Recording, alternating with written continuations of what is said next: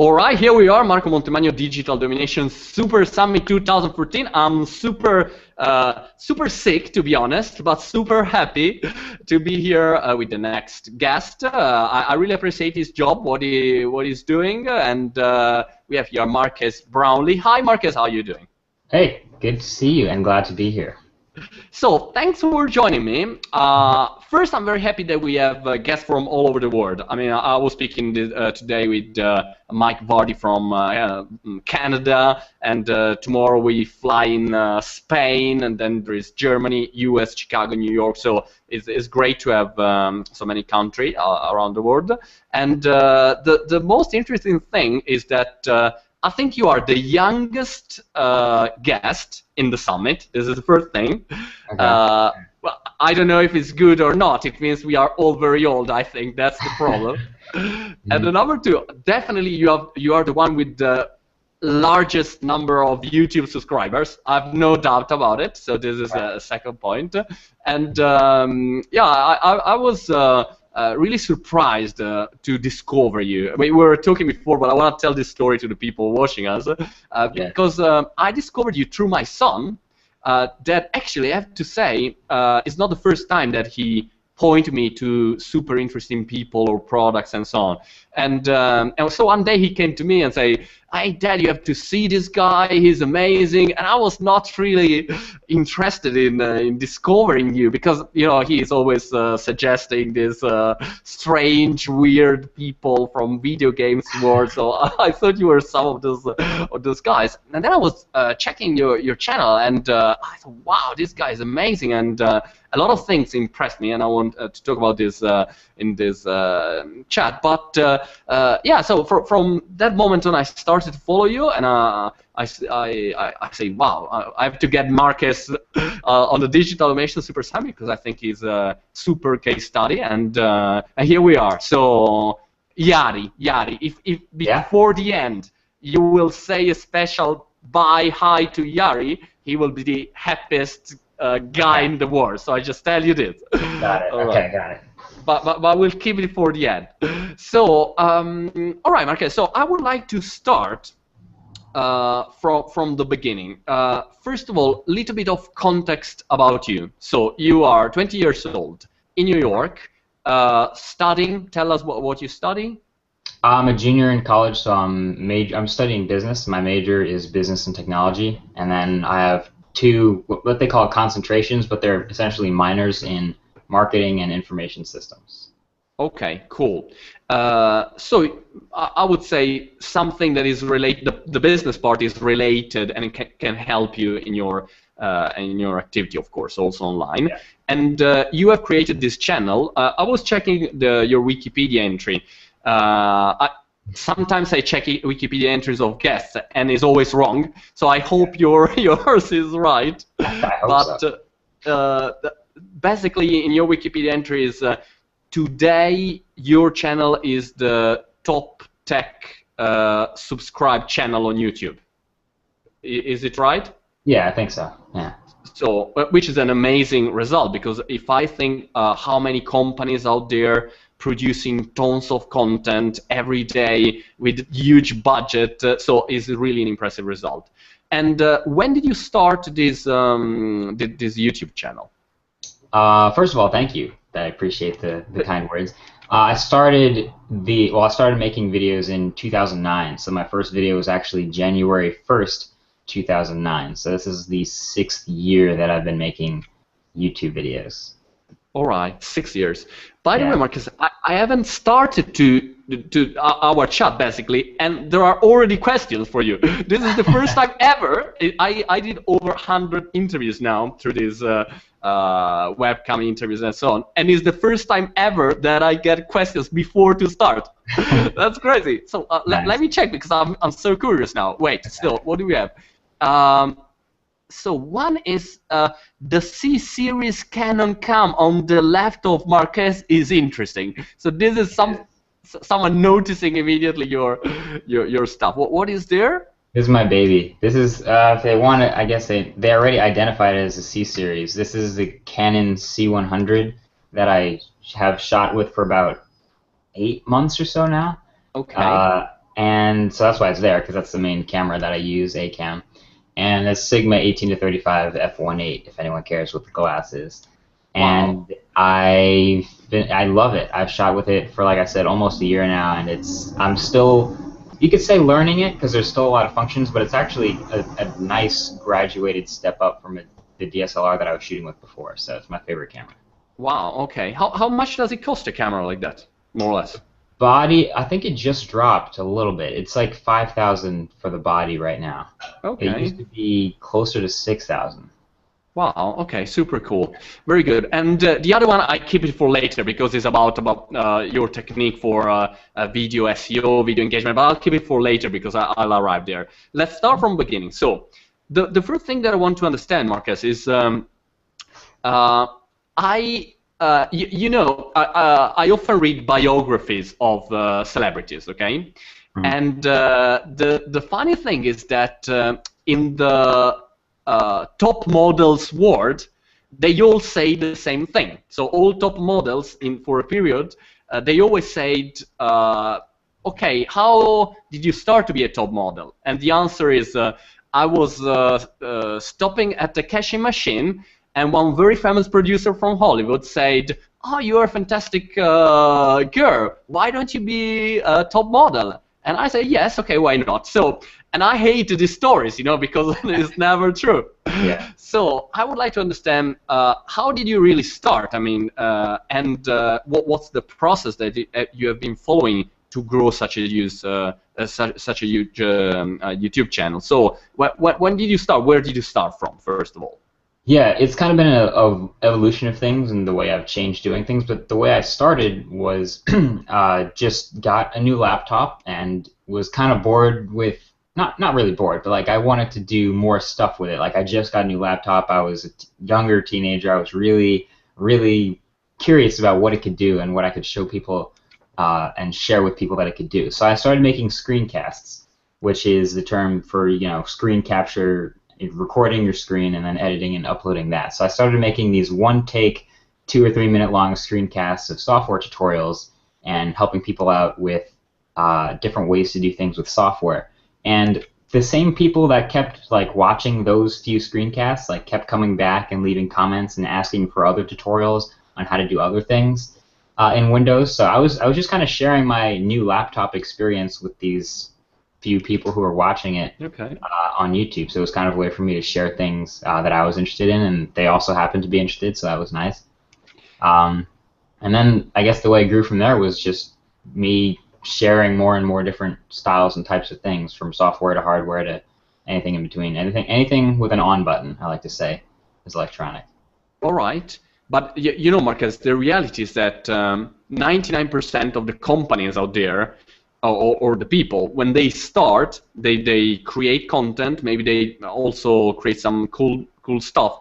They upload it there, and no one watch it. So that's the and you start to think, okay, now what can I do? To get people or customers watching my stuff. So when did you start to get traction? I mean, because okay, you started to upload some screencast, and okay, there are tons of screencasts out there. So where did you start to get some traffic, or where did you start to build a community of people following you and then growing? Yeah, so in terms of people actually finding and watching the videos, there's been, I think, kind of 2 different types of ways that people find and watch a video. The screencasts that I did initially were all just for people searching for that very specific topic. So if you were to punch in how to use this effect in this software and make it work quickly or the highest quality, then my video would be the one that you found. So that was that quick, I guess, SEO way. But then the other way was, tech is so fast moving and everything. And excuse me, Marcus, if I interrupt you, just to understand. And you just uploaded video on YouTube, or you got a website and you do other stuff? Only YouTube? Just YouTube. Okay. Yeah, so the other way was, so because tech is so fast-paced, a lot of stuff is timely. So really timely stuff, people are searching for things that have literally just happened. So I guess the first way that I just realized that was important was actually when Safari first became available for Windows. So that's how long ago this was. And I made a tutorial just on downloading and installing that piece of software like the night that it became available, and woke up the next morning to like a few thousand people who had watched that video, which was like mind-blowing to me that many people cared about that one piece of software in that one short span of time. So that sort of fast-hitting sort of stuff was also the other half of people finding and watching the videos. That's interesting. So basically, you were covering something that was hot in the news, and the people they were searching for it in that moment, and so it was probably a good hook to find your video, I guess. Right. Yeah. And why in one moment you decided to shift from doing screencast, where basically you can just use your voice and show images, or using, I don't know, Camtasia or ScreenFlow, I don't know, and showing the screen, and then you decided to move to go, you know, in front of a camera, start talking, which is a totally different business. I mean, totally different skill. Yeah, I guess, well, two things. I guess number one, I kind of ran out of things to do screencasts about. I did several hundred. I did several hundred screencasts about. Wow, several hundred. Okay. Yeah, several hundred videos just recording my screen. And another thing is, I'm interested in more stuff. Like I was interested in tech as a whole, in video production and cell phones and tablets and laptops and cars and anything else I could talk about. So you can't really do all that with just screencasts. So it was kind of inevitable that I included other styles of video as I moved on. Okay, and then you say, one day you said, okay, I just do it. I get a camera and I start filming, something like that. Yeah. I was at first I was kind of obsessed with the clarity of the visuals with the screencasts. So I was really obsessed with getting like a really high frame rate with a really high resolution, like a 1080p, really sharp screencast. And as I started reading up on these ways of getting higher resolution video, you just come across people who are showing the same thing with cameras, like how to get better quality out of a camera. Like I kind of want to try that. I would like to try to see if I could get better quality out of a camera. So the first camera I ever bought was a Sanyo Zacti CG10, and just walking around, messing around with that, seeing how close it could focus, how sharp it was, the autofocus, and just playing around with that, and just at first really recording random things around my room that I was interested in, but then, you know, messing around with it and shooting other stuff too. And it was immediately like, boom, instant success among the community, or it was like, you know, hey Marques, come back, do the screencast. We don't like this stuff. What was the reaction? Yeah, no, I wish it was instant success, but honestly, it's been like a growth curve basically of I guess the number of people watching. But my first, I said it in a video at one point that after my first 100 videos, I had 78 subscribers. So there was just tons of content out there that no one was watching. But I was sharing it with a small group of people. The small group of people that were watching were like really into it because that was what we were all sharing and we were all interested in.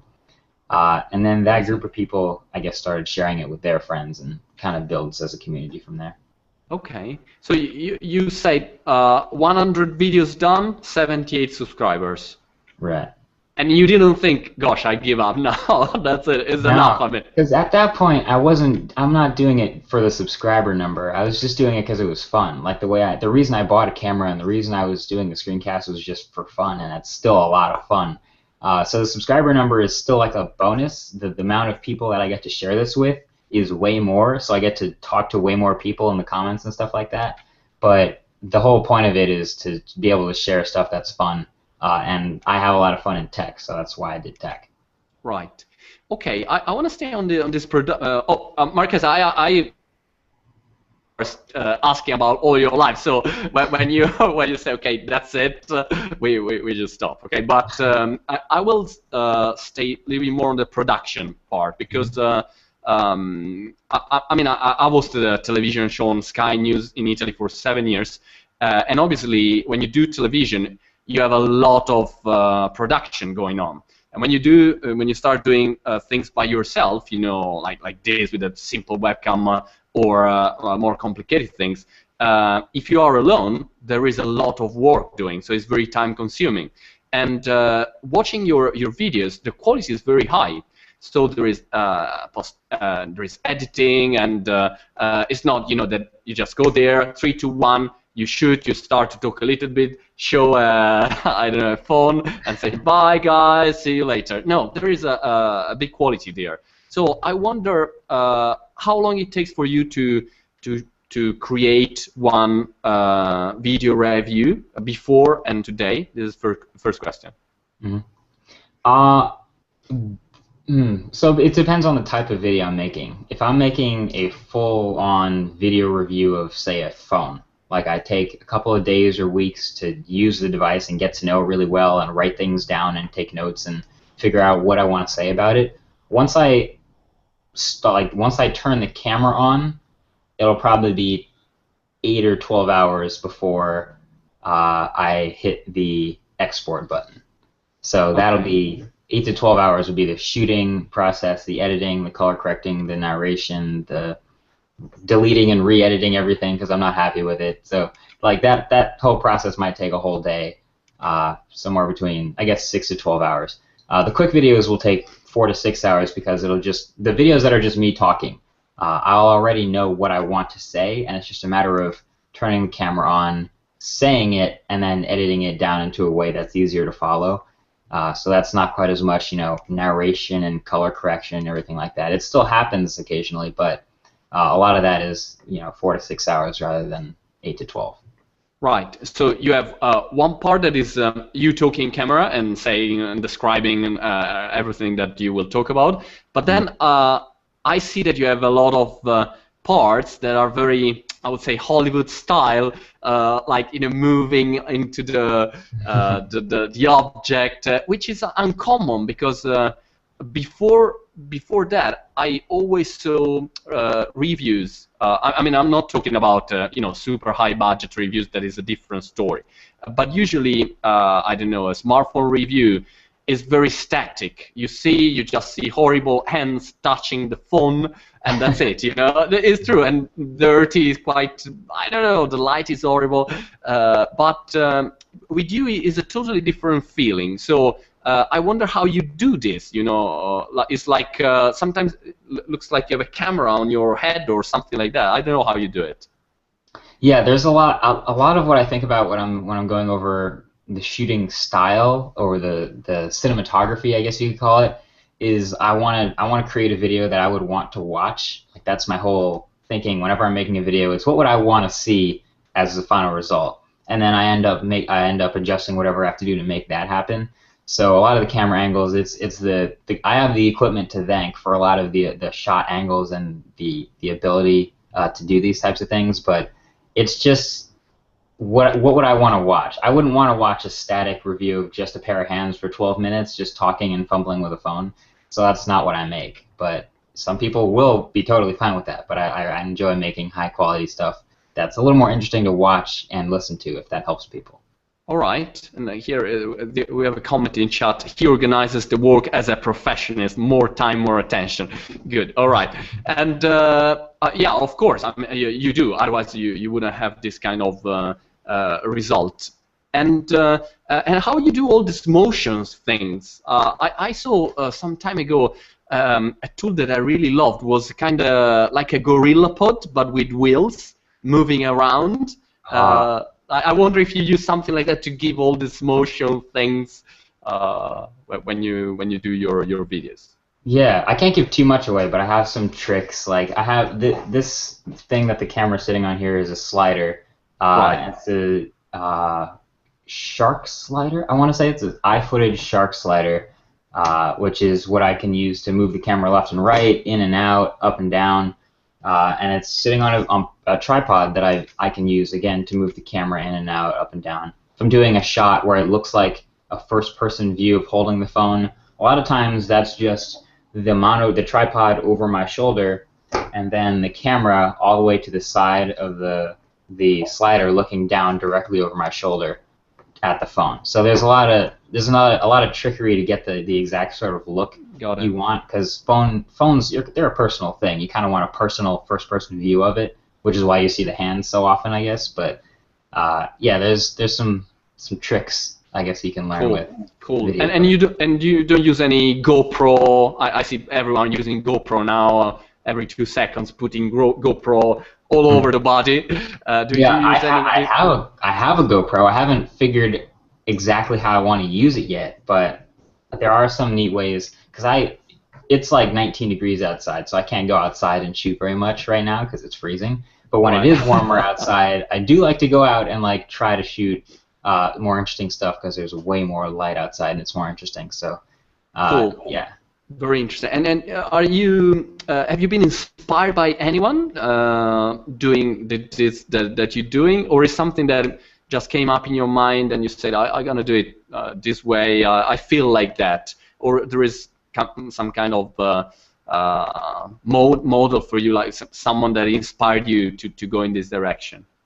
It's a combination of both. I get a lot of inspiration from other reviewers, other movie producers and cinematography, and other YouTubers who are doing similar things already. And then I also kind of get visions in my head of the way I want to see things done, what I would want to watch, and I kind of merge that into. So it's a combination of both. But there's plenty of great YouTubers who are also doing really high quality work that I watch also. All right, cool. All right, so next step. I'm an entrepreneur, Marques, so the moment that I saw your videos, I thought, gosh, if I was, Samsung or whatever, any gadget company, this guy is mine. I mean, I start to send you tons of anything to get your reviews, not only because the numbers the number of people that you talk with, but because of the quality of the job you're doing. So that's my personal reaction. So I guess I'm not the only crazy person in the world, and I think, okay, a lot of companies probably they started to say, Marques, how are you over there? Let's talk about that. And how do you deal with requests from big companies?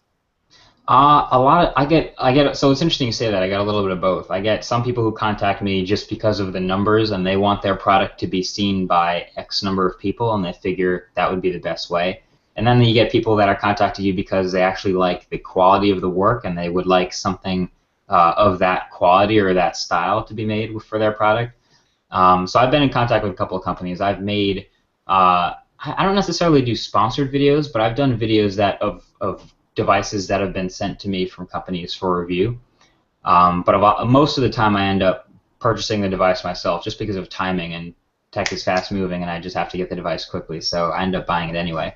But yeah, I've been in contact with some companies, and that's fun.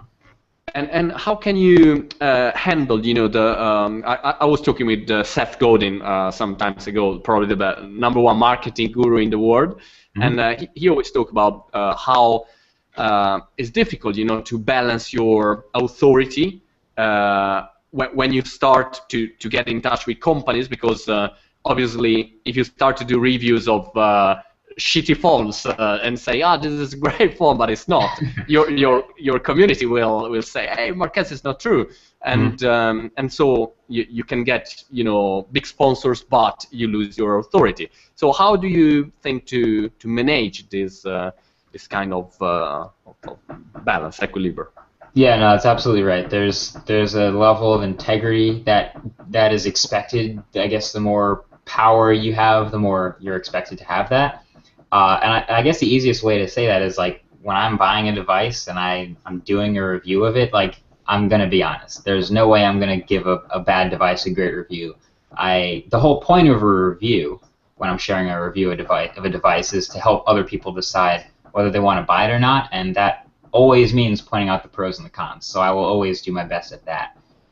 So then there's the whole snag where if a company sends you something and it's bad, what do you say? Do you give it a bad review? Do you not review it? Do you give it a good review?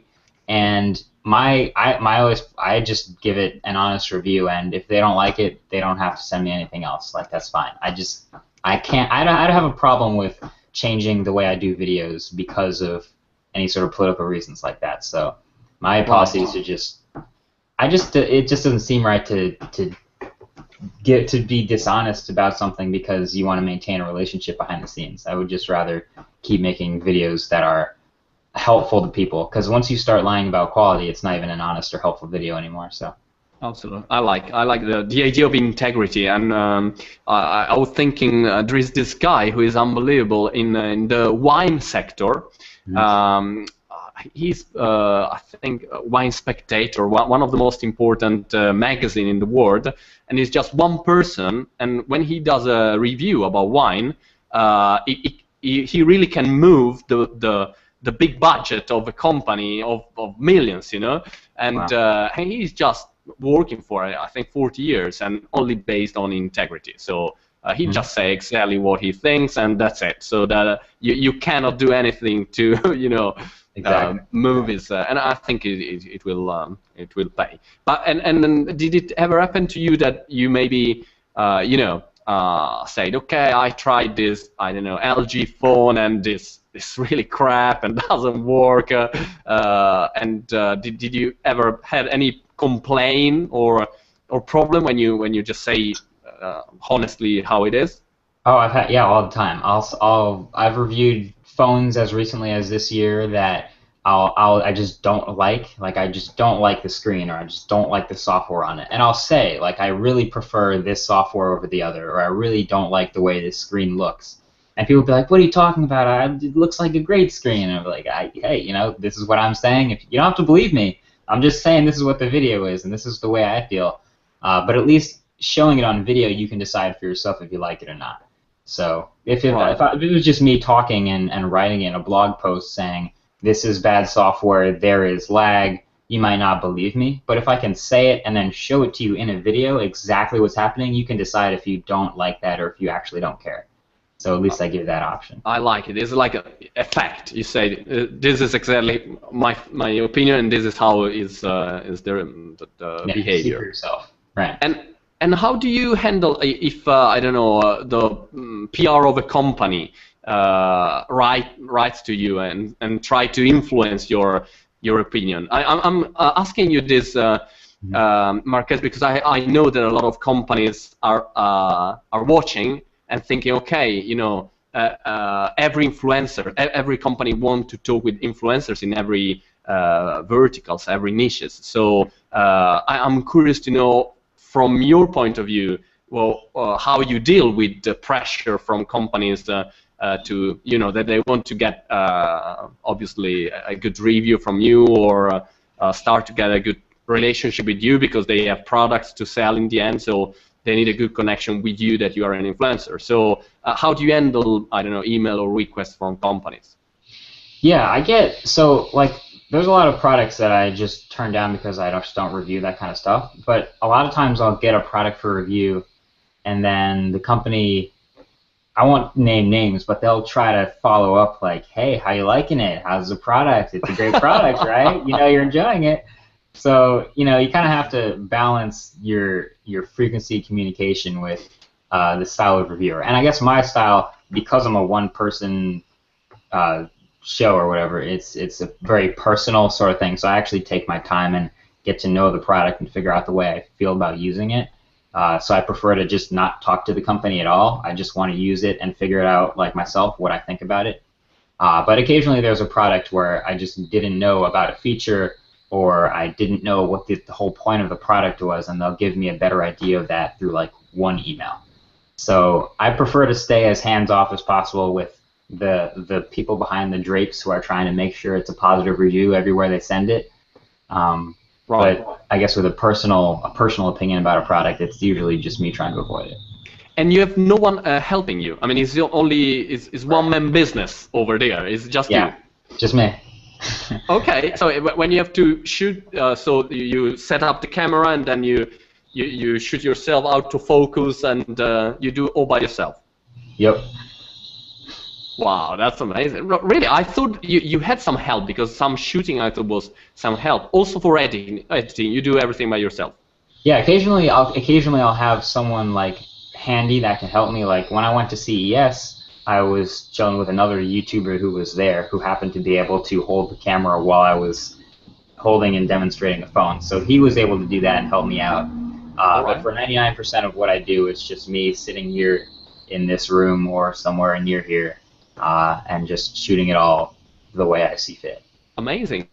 But the video editing, are you using, I don't know, Final Cut, Premiere, or something like that? I'm in Premiere. I'm in the Adobe suite, so I'm using a lot of Premiere and starting to learn After Effects, but mostly Premiere. Wow. Okay. Very good. So fantastic. So till this moment, we discovered that you are a one-man show. That's great. I love it. And I love the way that you talk about integrity. Is I think the perfect approach, and companies should always remember that, you know, because it's in the end it's you and your community. I think that's the most important relationship that you have. And another thing that I was curious about, how is your relationship with YouTube? Because again, YouTube, I know that they are trying to court. I don't know if my English after 11 o'clock becomes horrible. So I don't know if court does exist. Court in flirt. They try to flirt with best YouTubers and so on. They try to get relationship. What's going on there?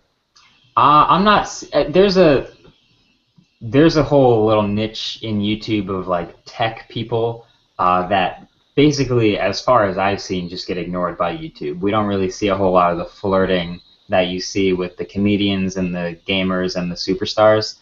But I know exactly what you're talking about, where they'll try to maintain as best relationship as possible, so they stay on the platform and keep using it and making lots of videos and bringing millions of people into the site. And that's awesome. That's smart. But I don't really see that much of that. I see some of that on like the Google Plus part, where people will encourage each other to use that site, and Google Plus kind of ties back into YouTube. But as far as YouTube goes, it's been kind of quiet on their end. Crazy. So there is not a strong day-by-day relationship with YouTube. I don't know about. I saw here in UK, for instance, they did the Comedy Week, I think, on YouTube, getting a week with all the comedians. Right. So, and you say there is not this kind of approach yet. Yeah, I mean, the closest thing I saw to that was something called Geek Week, which was almost tech, but then it just went back into comedians talking about video games and tech. So it wasn't actually tech. So I feel like we haven't really, at least this part of YouTube, I feel like it's a really powerful, really strong part of YouTube that doesn't really get as much attention as it might deserve with all the production quality that everyone's putting out. But if we see a tech week on YouTube, like a consumer electronics week, it's not a sexy term, it's not like a nice thing to say, I guess, but if we see something like that, I'd be really happy. All right, very interesting, very interesting.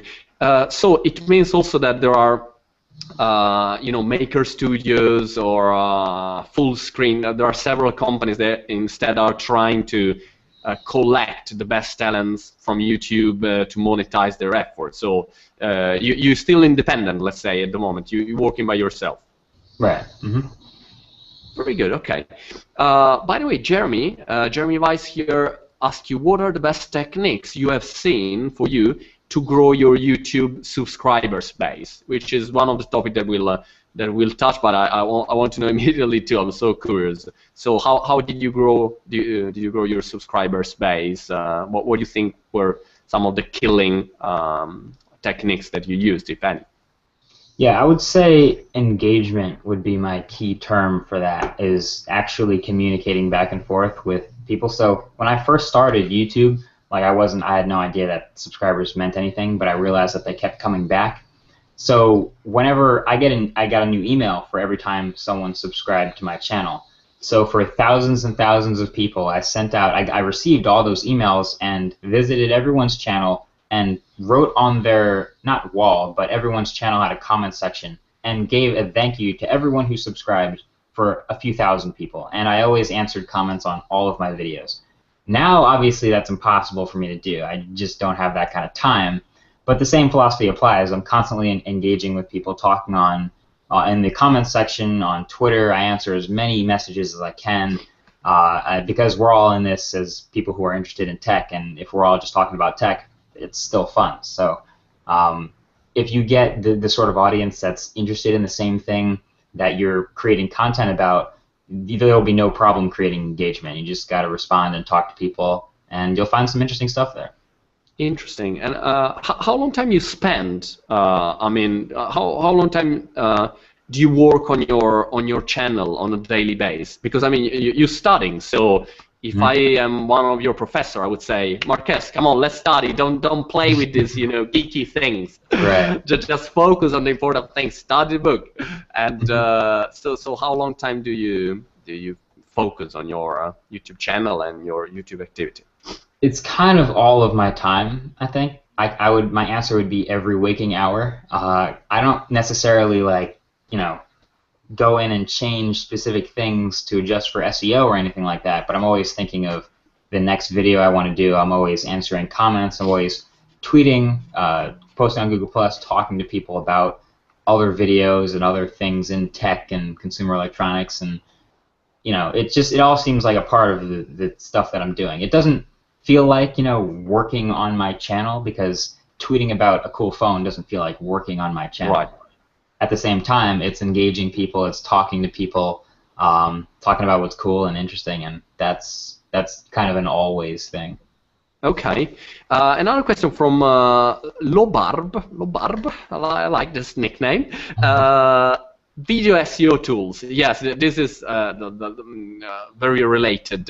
If you do initiate videos with some seeding, some form of seeding, or you did it in beginning, if you had some kind of strategy, I don't know, you use kind of titles, keywords, tags in a certain way, that does still work, this kind of things? That's my question. Yeah, so I'm on a very, it seems like I have all my eggs in one basket, but it's the YouTube platform is where everything is. So it's the title of the video, the description of the video, the tags in the video, and then a couple of other things that YouTube decides. Google Plus might be thrown in there, some other stuff. But it all, for me, it goes back to what I would want to watch, the video that I would want to make. So when I'm making a video, I'm also thinking about if I was searching for this video, what would I search and then watch? What would I want to see? So for example, I make the review of this Nexus 5, this phone. If I'm making a review about the Nexus 5 and I talk about the battery life of this phone, one of the tags is going to be Nexus 5 battery life. So that's when someone searches for Nexus 5 battery life and they find the review I did of this phone, they're not going to be mad. They're going to be happy because I actually talked about it in the video. So I tend to include, title and description is the main thing, really, that happen to have things that are from the video that also kind of tie to SEO and what I would want to find. Right, title, description, and the right tagging.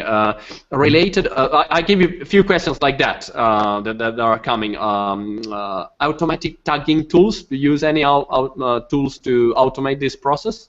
No, I write them all as I'm uploading it. Because usually right when I finish exporting the video, I immediately begin uploading the video. Right when I finish watching it, so I'm kind of in the zone, I know exactly what's in the video, so I can title, tag, and describe everything in the video as I'm uploading it, and that's kind of a one-shot process. So I do everything myself, manually, I guess. So can we say one video per week you are able to produce? Yeah, more or less, an average? Right. Okay. Very good. I have another question from Paolo, that I say hi, a friend of mine. That's totally different but related. What do you think about augmented reality approach to inform people or train technicians on product performances? Have you ever tried anything like that in your because basically when you do reviews, you also teaching also how to use the features of the phone. Did you include augmented reality, or you have an opinion on it? So I guess the only product I've used that has augmented reality is Oculus Rift, and I used it once and it was awesome. But I guess the whole realism thing with making videos, I might not be answering the question, but I guess with making videos as realistic as possible, I'm trying to give the person watching the video a better idea of what it's like to own the product. So if they're watching a review of a laptop, I'm trying to show it from the angle of someone using a laptop and trying to it's a lot of camera trickery too, trying to get these things to expose for the display and the background, and the human eye has a ridiculous dynamic range. But that's besides the point. The whole idea is getting things to be realistic, and I guess augmented reality would kind of tie into that. All right. Sorry, Marques. I go back to this point because I just want to be sure about exactly what you do, and I want the people watching this video exactly know what you're doing. What's your routine? You do a lot of reviews, and maybe there are some kind of I don't know, tools or gadgets that are very expensive. And how can you do a review? I don't know, Google Glasses is maybe a pilot program, so you have to be inside the pilot program. Or maybe it's coming out a smartphone super expensive. Do you always get it for free to test, to do a review about? Or you buy everything because you are super rich, I don't know, and that's it, I'm happy for you. And you say, okay, I buy now this gadget and I do a review. How does it work? Most of the time I'm buying it. I almost never... Oh, I guess sometimes probably 25% of the things that I do videos about will be something that I received from a company or a marketing agency or something to do a video on. But most of it is me purchasing the device and then reviewing it. And because I purchased it, that also gives me a better idea of whether or not I think it's worth the money. And then once I've purchased it and reviewed it, a lot of people don't realize you can sell it. So if I don't like a device anymore and a new one has just come out, but I think I want to review that one now, I can sell the one that I currently have and review the one that's new. So sort of a circular process. If you've ever used eBay or Craigslist or whatever, if you have a program like that local to you, you can use that. And that's essentially how it happens, yeah. I like your style. If you were Italian, you know how you would do. You just get the phone and then ask for a refund, and instead, you know, and say, no, this is a horrible phone. You get a refund.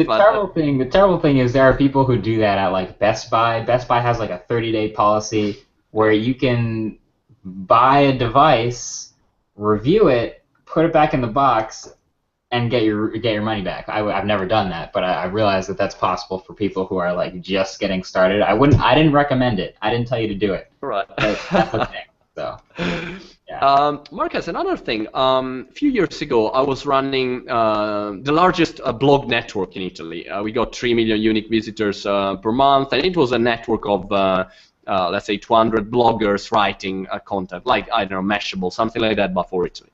And the interesting thing is that we got a YouTube channel with 1,000 videos on, and the network was about news. And one day, I remember we had this channel, and I was just logging in, and the channel disappeared. From one day to another, Google froze the channel. And so immediately I started to call in Italy, you know, the CEO in Italy, and say, hey man, what's going on here? Give me back my YouTube channel. And the problem is that everything that is outside US, so Google in Italy, no one decide anything, of course. So they say, I'm sorry, just fill the form, say sorry, and ask your channel back. Try to understand why. And so I was really panicking. Imagine, you know, a company and 1,000 videos gone. So the problem basically was that one of my bloggers went to like a sex show, I don't know how you say, like a CES but for sex, but he did a very professional reportage, you know, about the situation and so on, talking with directors, actors, but in a very professional way. And behind him in a video was like something that was not possible to show on YouTube. Okay, I don't know how to say it in English. And so we got a report abuse, and few report abuse, and in the end, just YouTube decided to close the channel. Then we got it back, but it was very panicking. So the question here for you is, have you ever thought about that? I mean, that, you know, YouTube is not a charity, so that maybe you're doing this massive work, and also for by mistake it could happen something that you lose all your work. So, and I connected with another question here from another poll. If you ever thought to create your own community outside YouTube, what do you think? Yeah, so interestingly enough, I actually had something like that happen to me way back when I started, maybe a year into the videos I was doing. where my videos were falsely flagged for copyright infringement enough times to have the channel removed from YouTube with several hundred videos on it. And then I was able to fill out the form and get them all returned. So I've never forgot about that. And yes, I always always get told to think about, you know, bringing your community away from YouTube and taking them to somewhere else where you can't lose them as easily and not get them back. So yeah, I mean, that's always on my mind. I feel like Google Plus is a weird, interesting place sort of in between there, because Google Plus kind of ties into YouTube. It's the basis of the comments section. And I've been using Google Plus since before it was public, and I have somewhere between 1 and 1.5 million people who have circled me on Google Plus.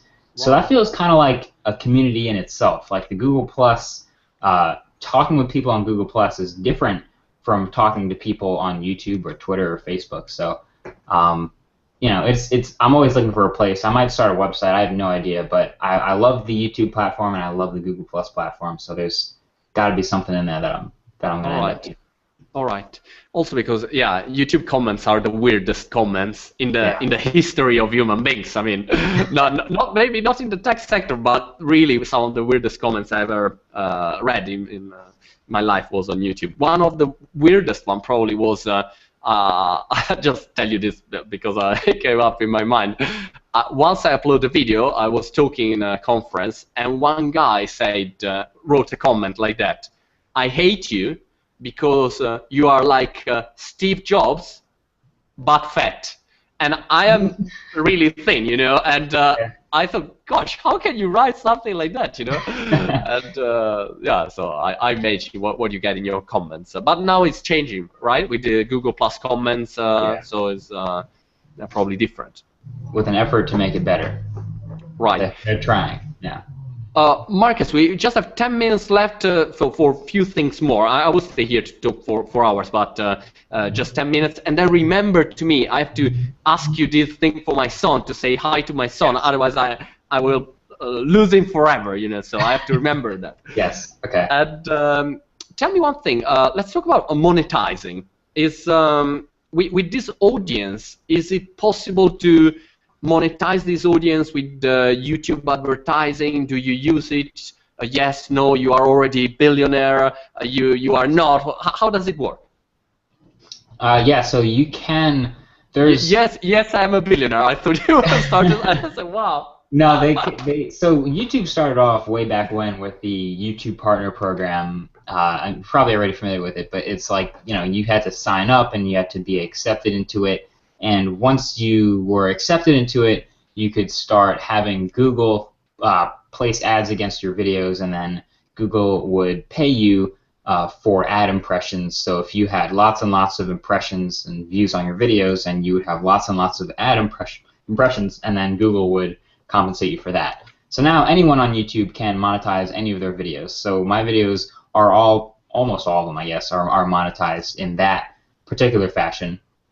But then, you know, there are YouTubers who go to the next level with the creative ways that they'll sell a T-shirt with their name on it, or a T-shirt with their slogan on it. So they'll have all kinds of gear that relates to their channel. And there are all kinds of other creative things I haven't even thought of or tried yet. But that would be the extreme end of monetizing such a large community. Okay, but if I can ask, Marques, you can also not answer, okay, and say, Marco, fuck off, I don't ask, but just curious. Are you already monetizing quite well, that you say, okay, I'm doing good, I can pay the bills, I don't know, or is still small money? Yeah, no, it's definitely helpful. It's a lot of, it goes back into itself as an investment. So again, like the whole, you know, how you buy a new phone to review it in the first place. A video about a new phone, if it does well enough, will pay for itself. So it helps that it's all kind of circular going into the business, if you will. So it's all kind of, it talks to itself. Got it. And obviously in chat, you have to think that in Italy, so I'm in UK and it's 11 o'clock in the evening, and in Italy it's midnight. But anyway, when we start to talk about money, Italians are immediately focused, you know. So I see people now arriving in chat and immediately asking, do you, there is a question here for you, do you only use the regular AdSense, so the YouTube advertising, or you sell your own advertising for the videos? That's another thing that I haven't done. So yeah, I do use AdSense, and AdSense is the way that Google, like, that's the default stock standard. There are other ways, and I've seen a lot of other YouTubers do this, where you'll find a company who's really interested in the sort of topic that you do. So for me, it would be tech, and there might be a company who does a tech-related product that wants to sponsor your video. For me, it's not really comfortable in my sort of video format, and I haven't done it yet. But you might see a video, you know, of a phone review, and then the last 20 seconds of the video will be, this video is brought to you by XYZ company, and here's a little spiel about that company, that they got paid to talk about that company. So that's that would be selling your own ads for your videos. It doesn't feel quite as organic to me. I understand that Google might not have the best ads either. I've seen some weird ads on tech videos that Google decides were right, so I don't get to pick those. So I guess that's a downside, but I stick with AdSense. Got it. And Marques, tell me one thing. What's next for you? I mean, you're studying now, and as I told you before to start this chat, you should teach to your to your professors about digital marketing and digital business, because you're doing very good. But what's next? I mean, probably your life is different now that you have this YouTube channel than if you wouldn't have this YouTube channel. So. What do you think to do? What are the next steps for Marques Brownlee? That's a good question. I wish I knew. At this point, I'm still in school, so finishing my degree is what I want to do for sure. And then, you know, a lot of the people, a lot of my students and people working alongside me are, you know, doing internships and getting job offers and getting into the workforce in whatever field they're interested in. So a lot of the people I'm with are business students, people interested in marketing, and they're getting jobs at marketing companies and doing business stuff with them. So it would be weird to find a company that would fall in line with what I'm already doing on YouTube, but if that happens, that would be awesome. But my plans are kind of wide open. There's a breadth of possibilities, yeah. Well, there's a famous tech example, you know, Robert Scoble. You know, he, for instance, he got companies that basically pay him to do all his interviews and so on. But I see you honestly on a different level. I see you on the like, you know, director production. I see you with the potential to do really big things. So yeah, you have time also to get there. Very good, very good. So we have just I would say 5 minutes left. Marques, tell me another thing that I'm curious about: partnerships. How does it work? I mean, are you able to create partnership to increase your audience when you do your videos, maybe with other YouTubers, even if it's not like a proper official partnership, but maybe you say, hey, you know, let's give us visibility on this content that maybe is interesting for your community. How does it work? I mean, from the moment that you have uploaded your video online, what do you do? What's your framework? Yeah, collaboration is actually a really big thing on YouTube among all the different communities. There's the tech community that collaborates. There's the comedians. There's the video games. There's all sorts of stuff. So often in the tech community, you'll see the tech YouTubers collaborating with each other.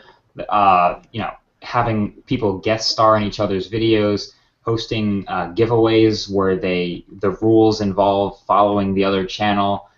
Or just giving random simple shout-outs to other YouTubers who you just happen to think your audience would also like. So I did a couple examples of like each of these things. One of them was when I gave a shout-out to a YouTube. I was revisiting a phone, the Galaxy Note 3, and I was talking about how I really wish the ROM I wanted to use shot 4K video. Boom, here's an example of a channel who's doing great videos with the Note 3 in 4K. So I just gave him a shout-out, just because that was perfectly lined up with what I was talking about. So that's a simple form of collaboration. Another one I did was I did a top 5 tablets of early 2014, best 5 tablets you could buy. But instead of me rounding up all 5, I had 4 other YouTubers give clips of them talking about one of their favorite tablets. So it was, you know, in a lot of people's cases, their 5 favorite tech YouTubers all in a single video, and there would be annotations or links where they could go discover those people after watching if they hadn't already heard of them. So often they'd heard of maybe 3 of them and they hadn't heard of the other 2. They'd have a link to go check out the other 2 because we all kind of do similar content. Got it. Marques, in the end, what would you suggest to a company that want to be really super successful like you are on YouTube? I mean, could you extrapolate you know, a formula, a secret formula that say, okay, follow this process? If there's a friend of yours that say, Marques, give me a help. I mean, I have this company and I would like to be, you know, use YouTube and get as much as visibility as I can. What would you recommend? Yeah, it's tough to give like a certain like group of things because there's so many different possibilities and ways to do it really well. But you know, there's a couple of good examples I'll give. There's Newegg is a good example. So Newegg is a company that just sells PC components, and they want to use YouTube as a platform to leverage that tech audience and show them products and bring them back to the site and things like that. So what they do is they have a consistent string of 2 or 3 hosts that are always there, so it feels a little bit more personal, less like a company and an ad and a robotic voice. So making it more personal helps. And engagement, I guess I mentioned this earlier, engagement with the community, leaving comments, talking back to people who are leaving comments, you know, bringing them to other places like Twitter and continuing to talk with them. And it gives you that voice. So if you were Newegg and you were just, you know, a voice and a camera and you never showed a face and it was just a robot and a logo, people wouldn't, I guess people would still watch that, but it wouldn't be quite as interesting. So having it be a face and a person rather than a business often on YouTube works a lot better. And that's what I would suggest. Great. Very good. And any technological tip that you would give? I mean, because you did a lot of production in the end. I mean, and also I don't know, where did you learn this? All by yourself? You learned to shoot and everything. Okay. Basically, yeah, all self-taught. I guess watch lots of tutorials because tutorials are still really helpful. If you're curious about how to make a great, you know, video or a great screencast or something, YouTube search how to XYZ, and someone's probably made a great video about it. All right, and if you have your like best technical tip for companies, because for instance, I give an example. When I was working in television, the first tip that my director in the Sky News channel said, look, television, people don't watch television, people listen to television. So the audio was fundamental. Right. And it's interesting, you know, because I never thought about audio. I thought television, people just watch television, you know. So do you have any technical tip for companies? I'd agree with the audio part. Audio is just as important as video. So if you spend a lot on audio or a lot on video and forget about audio, it's not gonna feel right. And I guess a technical tip, if you're specifically looking to do YouTube, lighting is way more important than you think it is. Lighting is almost everything about making a YouTube video or any sort of video production. And if it doesn't look right to the eye, change the lights, add another light, and it'll probably eventually look good. If it doesn't look good in the camera, it's because the lights aren't right. Lighting. Right. Very good, Marques. So we are, I would say, at the end. I would say thanks a lot to all the people in chat, and I have to do this thing for my son. I will probably cut in the end the video, so I will probably say, look, Marques just say hi to you, and he probably knows you. I don't know. I will say something. So his name is Yari. And I don't know. Just say something, whatever you like. He will love that you say something to him. Yanni, I appreciate you showing your dad my channel, because now I get to talk to a whole bunch more people because your dad is so awesome. So thanks for showing him my channel. You're the best. Great, fantastic. Marques, you are phenomenal, really. I was really enjoying this this conversation. Obviously, all the people that want to watch Marques Brownlee job, just go on YouTube, his channel, Marques Brownlee, and you'll find him. straight away. And what can I say more? Just good luck for everything, and keep going like that. You really rock. Yeah, appreciate it. Thanks for having me on. Cheers. Bye.